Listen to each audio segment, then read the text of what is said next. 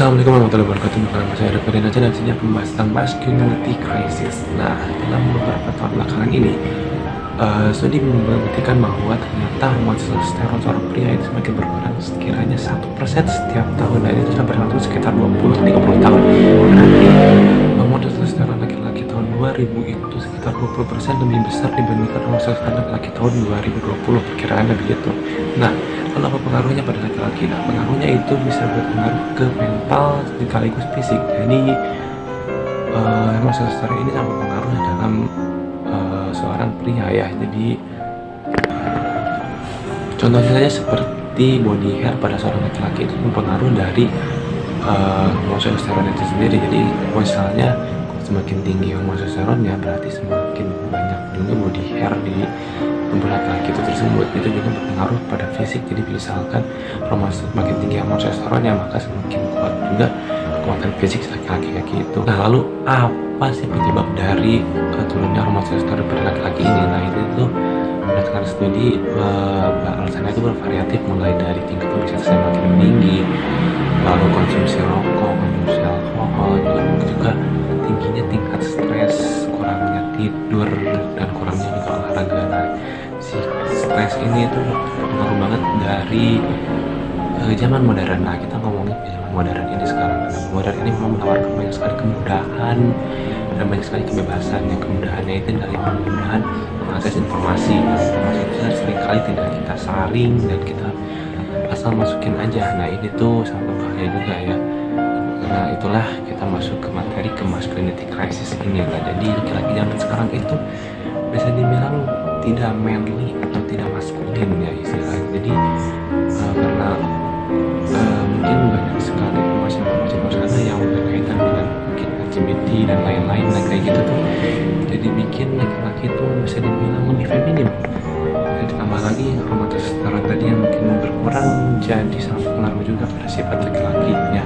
Laki-laki itu nggak lagi dipandang sebagai orang yang kuat, sebagai laki-laki yang maco.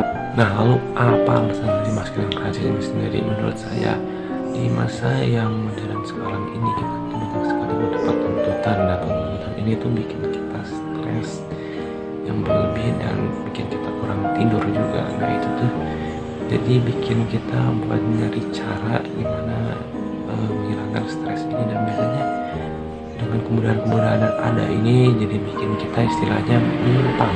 Nah, itu yang jadi alasan kenapa laki-laki sekarang itu jadi lebih feminim, dan mereka tuh lebih ke cari cara mudah gimana caranya si stres ini tuh bisa hilang. Jadi mereka tuh tidak berpikir bahwa jalan yang sulit dan pasti itu mereka nggak pilih. Jadi mereka lebih milih ke jalan yang mudah aja, meskipun kita tidak tahu itu tuh benar atau tidak. Lalu apa sih solusi dari masculinity crisis ini sendiri? Menurut saya pribadi itu semua bergantung pada kita sendiri ya, pada diri kita sendiri.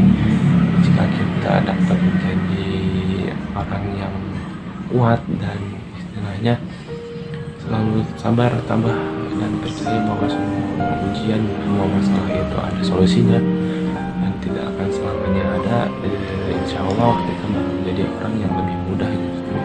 Maksudnya lebih kuat istilahnya setelah dihadapi dengan ujiannya. Jadi kita tidak menyimpang saat kita kuat imannya. Nah, tapi seperti kita tahu juga ya bahwa dari masa-masa sekarang itu meskipun banyak sekali kemudahan, kita tuh sering kali stres dan istilahnya merasa sulit bahwa hidup ini tuh sulit gitu. Jadi kok bisa ya? Berarti yang diperbaiki atau diubah itu bukan kitanya aja, tapi juga dunianya. Nah, itu pembahasannya kita kali aja ya sekarang. Nah, oke. Sekian saja dari saya. Terima kasih atas perhatiannya. Wassalamualaikum warahmatullahi wabarakatuh. Stay strong.